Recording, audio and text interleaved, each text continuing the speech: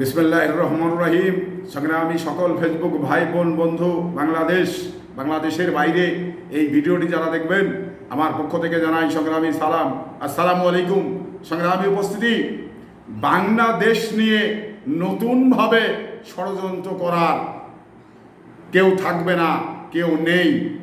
আপনারা ইতিমধ্যেই দেখেছেন এই তত্ত্বাবধায়ক সরকারের যারা উপদেষ্টা রয়েছেন, প্রধান উপদেষ্টা যারা রয়েছেন, তাদের ভিতরে কখনো এই রকম বিষয়গুলো একটু জনসমক্ষে আসলেই তাদের এক মন্ত্রণালয় থেকে আর এক মন্ত্রণালয় চেঞ্জ করা হচ্ছে। এটা একটি বাংলাদেশের জন্য ইতিবাচক মনোভাব, ইতিবাচক শাসন। তো সংগ্রামী উপস্থিতি, যে বিষয়টি আমি আপনাদের কাছে শেয়ার করার জন্য এসেছি, সে বিষয়টি হলো এই। দেখুন, স্বরাষ্ট্র উপদেষ্টা যে কথাটি আওয়ামী লীগের পক্ষে ছাপাই গিয়েছিল, এই কথাটি সারা বাংলাদেশের বিপ্লবী জনতা এই কথাগুলো ধরেছিল। এই কথাগুলো ধরার পরে তাকে দেখেন একটি কি কাজ করলো, তাকে যে স্বরাষ্ট্র মন্ত্রণালয়ের দায়িত্ব ছিল সেই দায়িত্ব থেকে সরিয়ে পাট ও বস্ত্র মন্ত্রণালয়ের দায়িত্ব দিয়েছেন। তো তাহলে ওনার কি বলার দরকার ছিল? কেন এই কথাটি বলল? আসলে কি সে আওয়ামী লীগ ঘিসা, নাকি আওয়ামী লীগের এজেন্ডা বাস্তবায়ন করার জন্যেই এই জায়গাতে গেছে? এটা আরও পরে হয়তো ক্লিয়ার হবে। তো সংগ্রামী উপস্থিতি, যে বিষয়টি গণমাধ্যমে এসছে সে বিষয়টি হলো আওয়ামী লীগের দল গোছানোর কথা। একটা দায়িত্বশীল জায়গা থেকে আসলেই বলা যায় কি না সেটা আপনারা বিবেচনা করুন। আর বিবেচনার জায়গা থেকেই সারা বাংলাদেশের বিপ্লবী জনতা যে এই কথার প্রোডাকশন করেছে, এই কথাই রুখে দাঁড়িয়েছে, এটা সত্যিকার অর্থে আসলে একটি ভালো জিনিস। আসলে একটি জবাবদিহিতার জায়গায় বাংলাদেশকে নিয়ে এসছে। আসলে জবাবদিহিতা সে যতই উপদেষ্টা বা প্রধান উপদেষ্টা বা অন্য যেই কেউ হোক না কেন, এটা কিন্তু একটি জবাবদিহিতার জায়গায় এনে দাঁড় করানো হয়েছে। এই বাংলাদেশ ছাত্র জনতা, বিভিন্ন পেশাজীবী মানুষের আন্দোলনের ফসল। এই আন্দোলনের ফসল যেন একটু অযত্নে, অবহেলায় এটা নষ্ট না হয়ে যায়, এটা আপনাকে সবাইকেই দেখতে হবে। তো সংগ্রামী উপস্থিতি, যে কথাটি ব্রিগেডিয়ার শাখাউত সাহেব বলেছেন, এই কথাটি আসলেই আইনের পরিপন্থী। আইনে কিন্তু তার যে নীতিমালা রয়েছে, ওই জায়গার যে নীতিমালা রয়েছে, এই নীতিমালাতে কিন্তু এই কথাগুলো সে বলতে পারে না। এখন সে ইচ্ছা করেই বলুক নাকি অনিচ্ছাতেই বলুক, কথাটি কিন্তু বলতে পারেন না।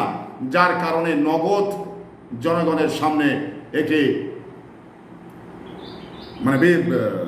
তার কথার জবাব পেয়েছে, জনগণ জবাব দিয়েছে, এবং প্রধান উপদেষ্টারা তার কথার কিন্তু জবাব দিয়েছে।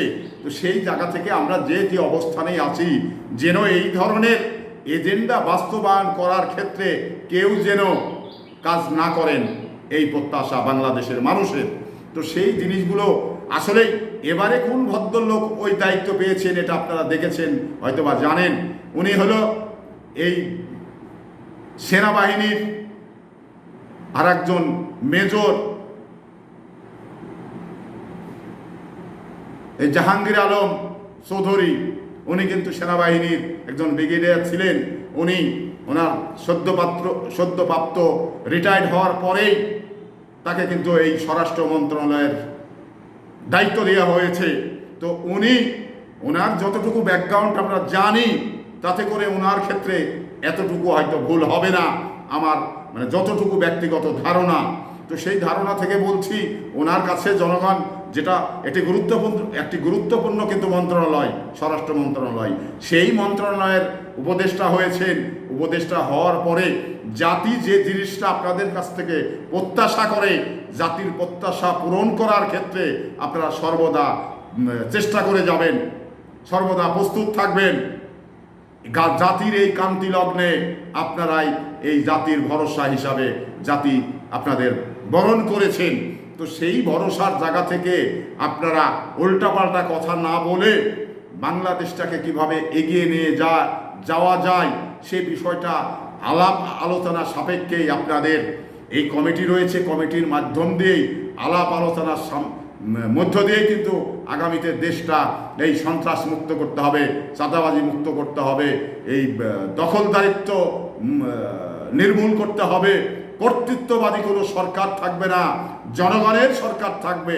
জনগণের সরকার আপনাদের পুরে যে দায়িত্ব দেওয়া হয়েছে এই দায়িত্ব জায়গা থেকে আপনারা কর্তৃত্ববাদী সরকারের পতন ঘটিয়ে আমরা একটি নির্বাচিত জনগণের কাছে দায়বদ্ধতার একটি সরকার চাই।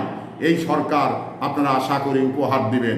তো সংগ্রামী উপস্থিতি, এই আশা ব্যক্ত করেই আবারও নতুন বাংলাদেশ যেন কোনো গোষ্ঠী কোনো দলের কারণে বিপন্ন না হয় সেদিকটা আমাদের খেয়াল রাখতে হবে। সংগ্রামী উপস্থিতি, এই আশা ব্যক্ত করেই বিদায় নিচ্ছি। আসসালামু আলাইকুম।